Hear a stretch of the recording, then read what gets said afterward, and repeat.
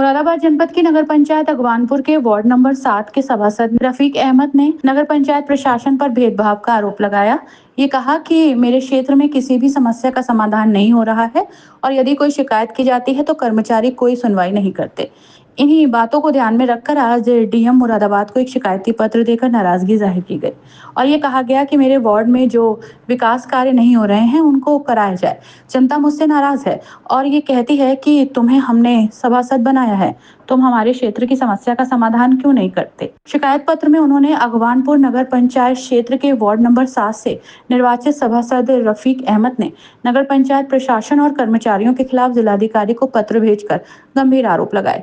सभासद ने पत्र में आरोप लगाया कि नगर पंचायत के कर्मचारी अपने कर्तव्यों के प्रति लापरवाह हैं, जनता की समस्याओं की अनदेखी कर रहे हैं। सभासद के अनुसार बरसात के मौसम में सफाई कार्य पूरी तरह से ठप हैं, स्ट्रीट लाइट व्यवस्था भी खराब है। उन्होंने बताया कि शिकायत करने पर सफाई कर्मी SC/ST एक्ट की धाराओं में फंसाने की धमकी देने लगते हैं। सभासद रफीक अहमद ने पत्र में ये भी कहा कि नगर पंचायत के कई कर्मचारी अध्यक्ष के रिश्तेदार हैं, जिनकी कार्यप्रणाली मनमानी और धमकी भरी है। शिकायत करने पर ये कर्मचारी अभद्रता पर उतर आते हैं। उन्होंने विशेष रूप से कर्मचारी का नाम लेते हुए आरोप लगाया कि वे जनता को धमकाते हैं, गलत रिपोर्ट बनाकर प्रशासन को गुमराह करते हैं। सभासद ने डीएम से मामले की गंभीरता को देखते हुए नगर पंचायत कर्मियों के खिलाफ कार्रवाई की मांग की है। जनता की शिकायतों के निराकरण की दिशा में ठोस कदम उठाने की अपील की है। सिटी चैनल संवाददाता को ज्ञापन के बारे में जानकारी देते हुए क्या कहा, ये सुनते हैं। समस्या यह है कि रोड नहीं बन रहा है हमारे। पहली बात तो हमने सड़कें नपवाई, गलियों की टूट फूट बहुत हुई हुई है, लेकिन वो कोई सुनवाई नहीं। दूसरा, लाइट के लिए लाइट के कर्मचारियों से बोलते हैं तो बोले हम लाइट में नहीं है, हम हमारे संविधान हम सैलरी नहीं आ रही हमारी लाइट में, हम वैसे हैं, हम नहीं करवाएंगे। ये टाल देते हैं, बहरहाल काम नहीं करते।